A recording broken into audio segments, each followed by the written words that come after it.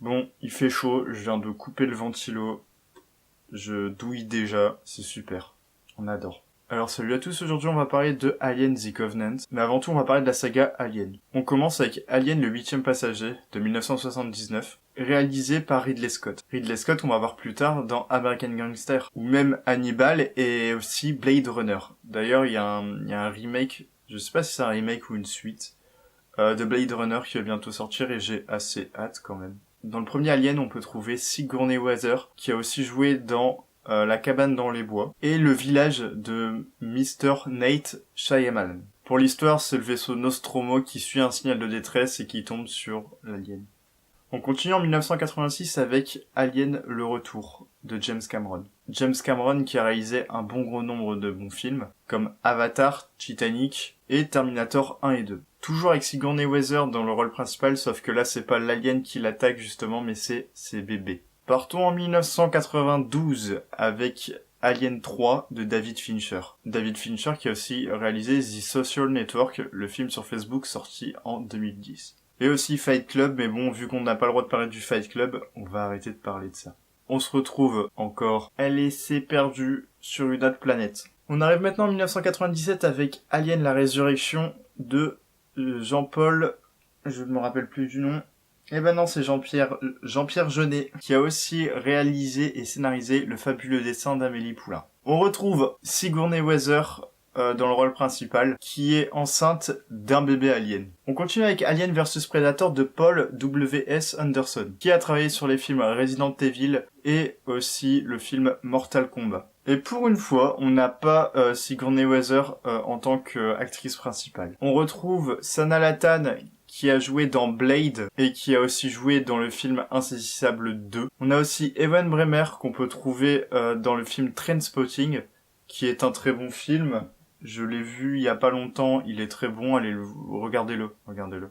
3 ans après Alien vs Predator, on se retrouve avec une suite nommée Requiem, réalisée par Colin et Greg Strauss. Eux, ils ont réalisé Skyline, un film pas tellement connu, mais j'ai lu le synopsis et je l'ai trouvé sérieusement intéressant. Il n'y a pas des notes de malade sur Sens Critique. D'ailleurs, mon profil Sens Critique sera dans la description parce que voilà. Et ouais, je sais pas, il m'attire. Je vais le regarder, je crois. On a le droit à Sam Tamel, par contre, dans le casting. Lui, on peut le voir dans la série True Blood, qui n'est pas mon type de série du tout. Pour l'histoire, c'est la suite du truc que j'ai pas compris.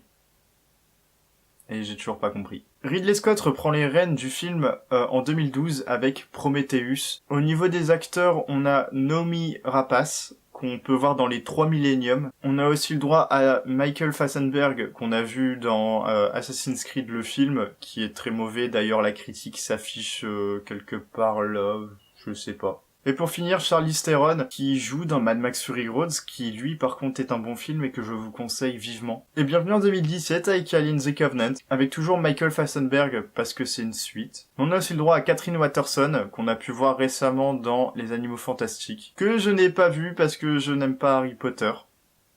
À part le premier, et encore.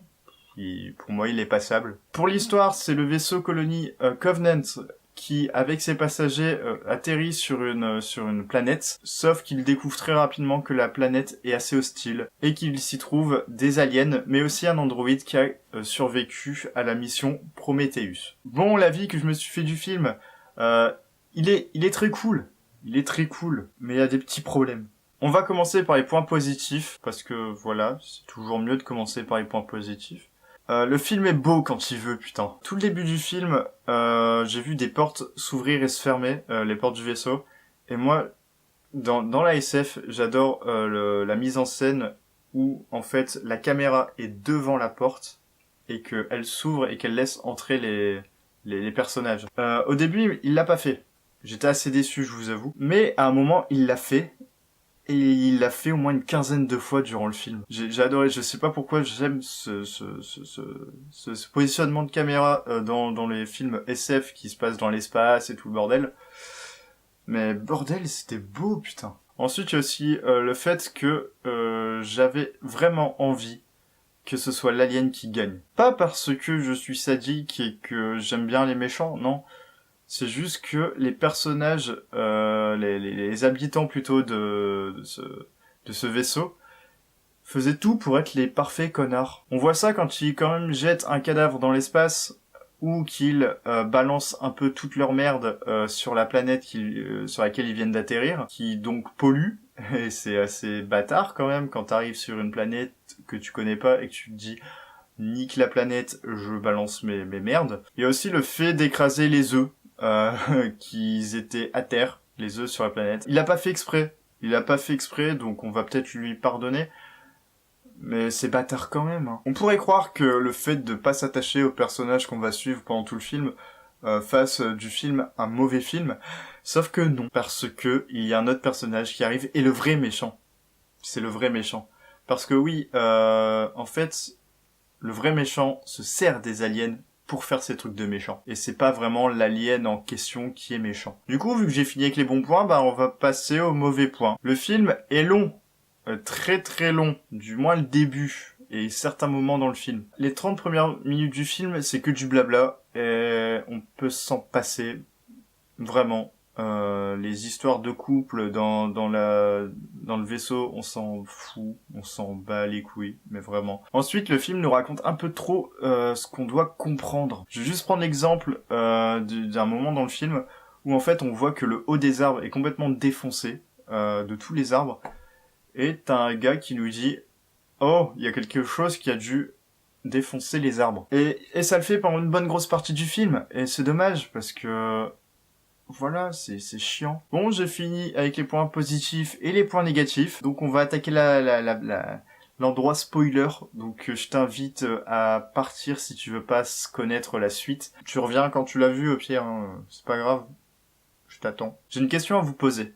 Est-ce que vous connaissez l'histoire de Christophe Colomb? C'est un colon arrivé en bateau qui, une fois arrivé, en fait, il veut un peu imposer sa religion et coloniser aussi un peu toute l'île. Le film a fait énormément penser à cette histoire. En plus, le terme colon et le rapport à la foi est beaucoup évoqué dans ce film. Justement, en fait, c'est les colons qu'ils essayent d'un peu imposer la foi à une personne qui dit ne croire qu'en la création. Et ils n'hésitent pas à tuer ceux qui ont l'air hostiles, alors que dans le film on voit très bien qu'il y a une possibilité d'apaiser et de cohabiter avec ces aliens. Donc ça rend violent les colonisés, et ils se défendent et font une sorte de rébellion, qu'on pourrait aussi apparenter aux rébellions qu'il y a eu suite à la fin de la Seconde Guerre mondiale, dans les pays algériens. À la fin, il y a eu un massacre, et en fait, ils se sont rebellés 10 ans plus tard. Et d'ailleurs,